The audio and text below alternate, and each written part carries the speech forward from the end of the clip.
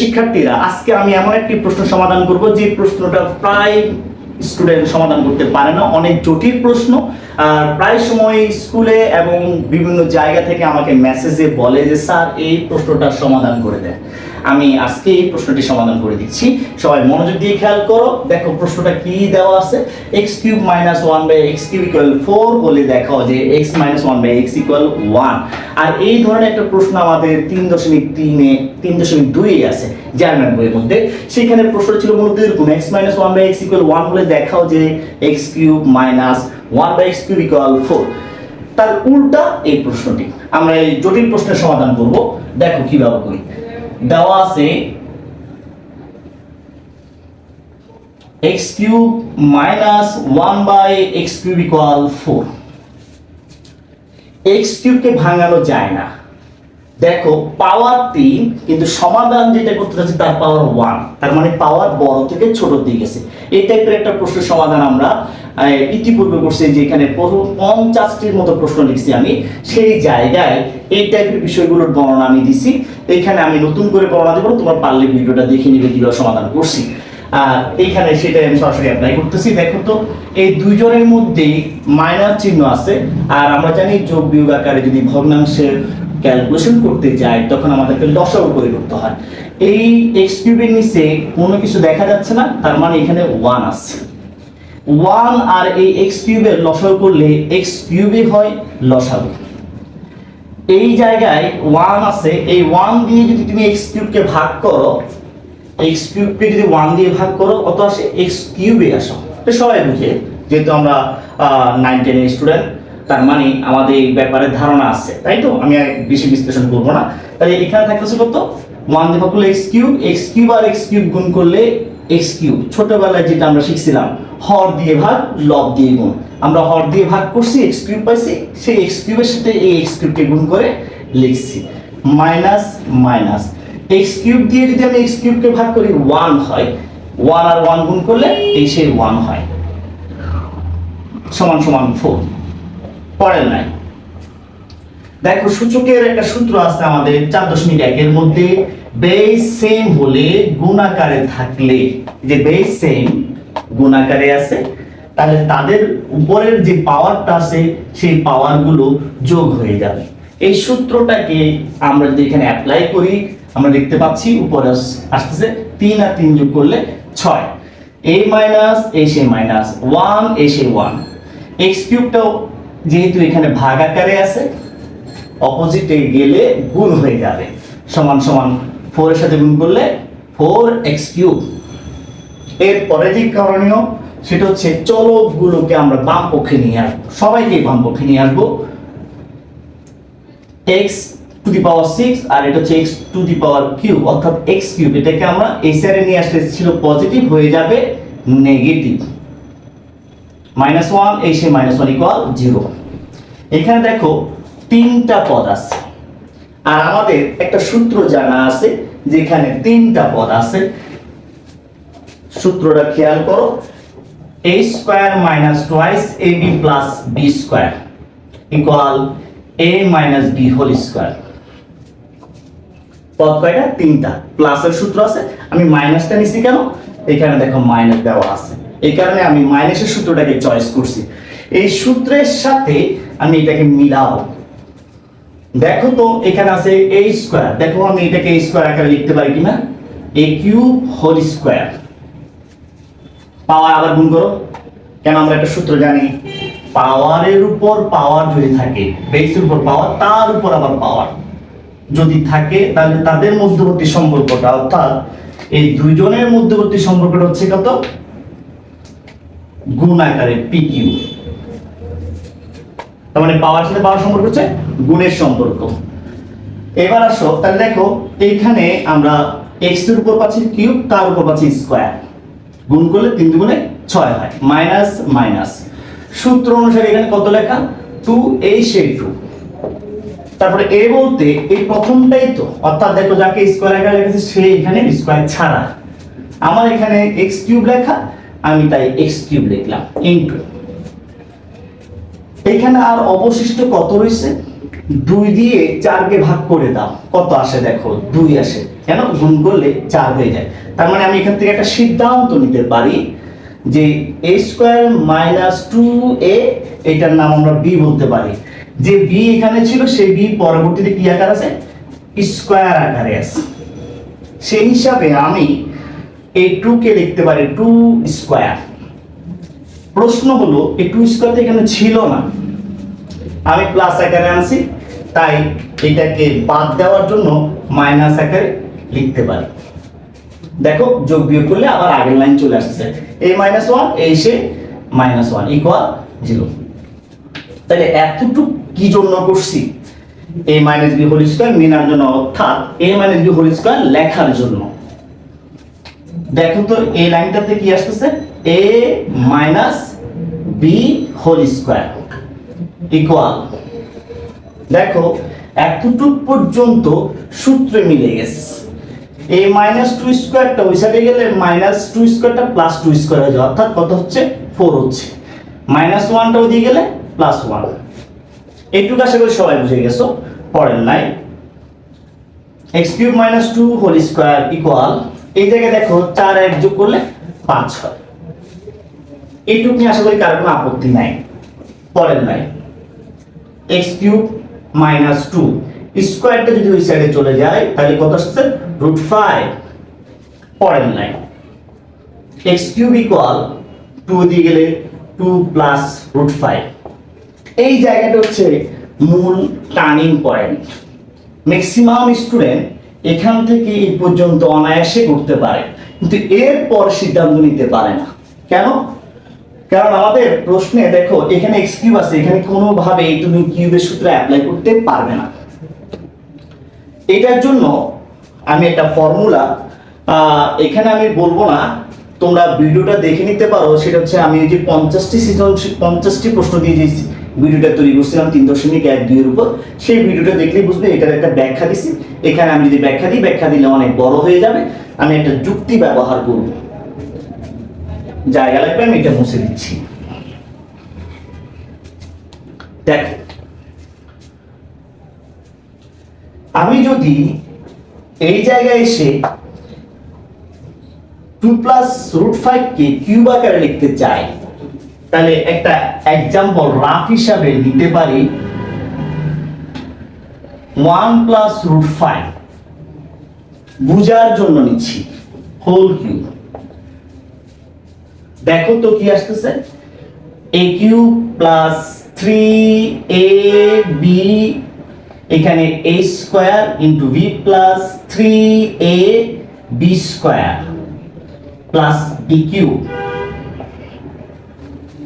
প্রশ্ন করতে পারে এটা কি প্রয়োজনীয়তা আছে? এটার প্রয়োজনীয়তা আছে, এটা বোঝানোর জন্য আমার এটা লাগবে।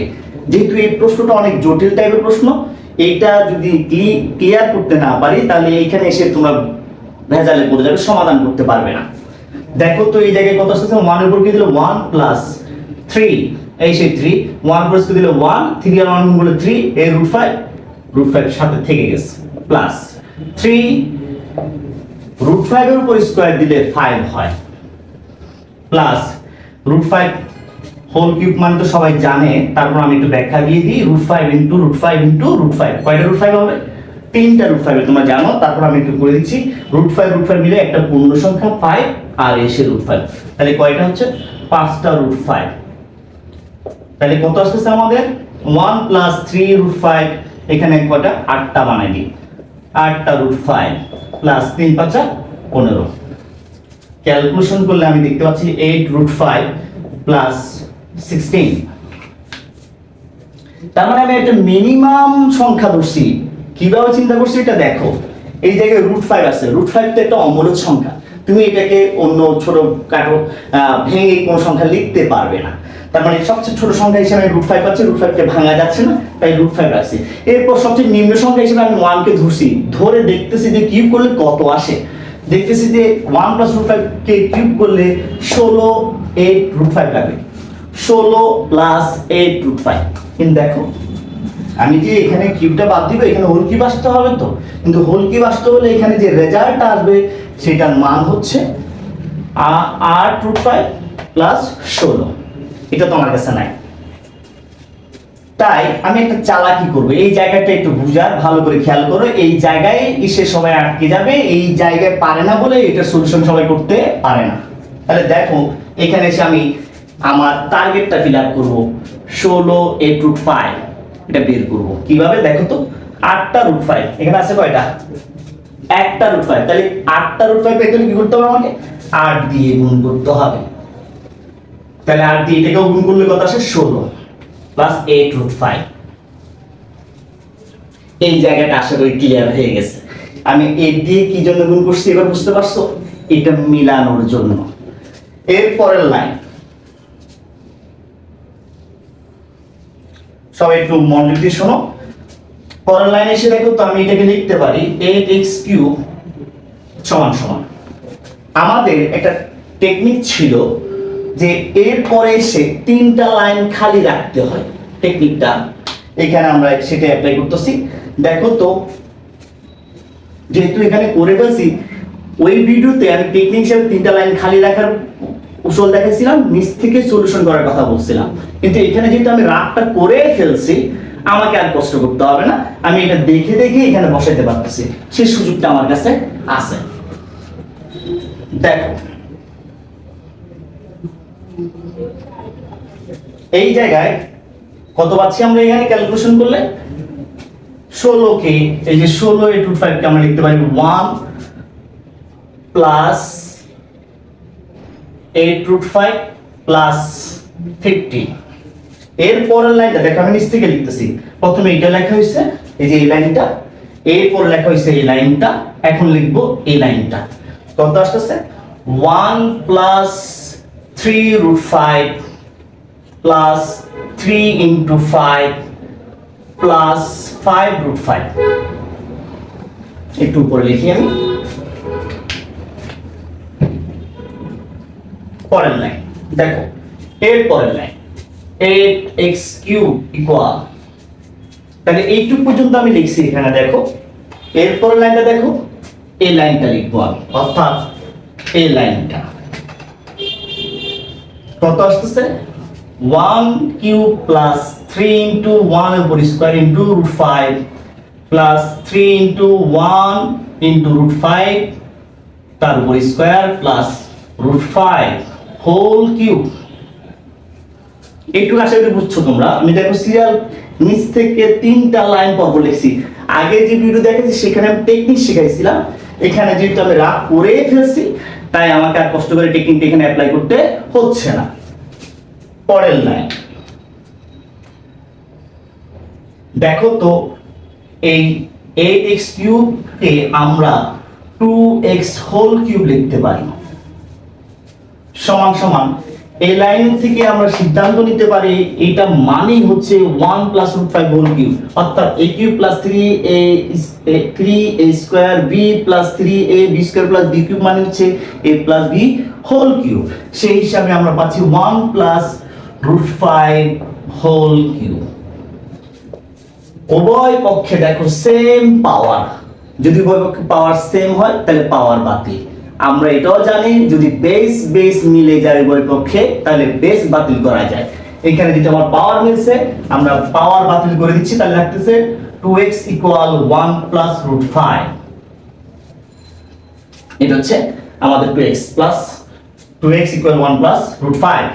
এখান থেকে দেখো তো এই লাইনগুলো আর প্রয়োজন নেই, আমি মুছে ফেলতে পারি।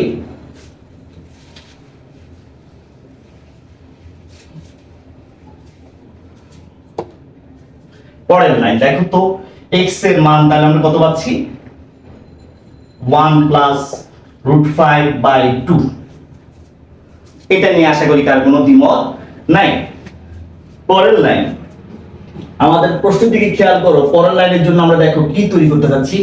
x এর মান আমি রেডি করে ফেলছি, আমার মান দরকার এটা কত 1/x এর মান প্রয়োজন না বের করলেও হবে, আমরা চাইলে এখানে বসাই দিতে পারি, লেফট হ্যান্ড সাইড দিয়ে বসাই দিতে পারি। আগে এটাকে সুতরাং দিয়ে লিখি, সুতরাং x equal 1 plus root 5/2 left hand side